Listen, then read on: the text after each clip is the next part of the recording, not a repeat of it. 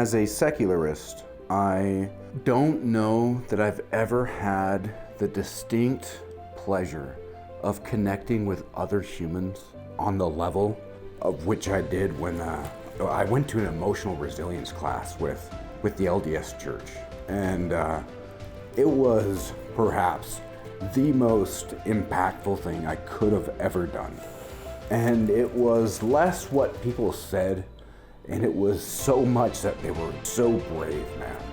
People were talking about recovering from brain tumors and how it wrecked their life and how they were advancing beyond that. Others who are on the final plateau of their life are talking about how everyone around them has fallen and succumbed to death, and how they've learned to try to remain grateful in spite of that. I would share with them the deepest areas of my heart, and it would just pull it right out of them. I'm not the only one who is desperate for human connection. Is it that mind-blowing to think that in a pandemic, when we're going through social isolation, and everyone seems to be screaming at each other, that we may just desire maybe some sort of communion with one another? We can put aside all the garbage rhetoric that does not add any value in our life. And we can remember that the most important thing is to love your brother, love your sister, love your neighbor as yourself. The reason why I have found in my life that is so important is because as people who often are cowards of what they were most afraid of, right? Rather beings, which are people who are often cowards of that which they are most psychologically afraid of.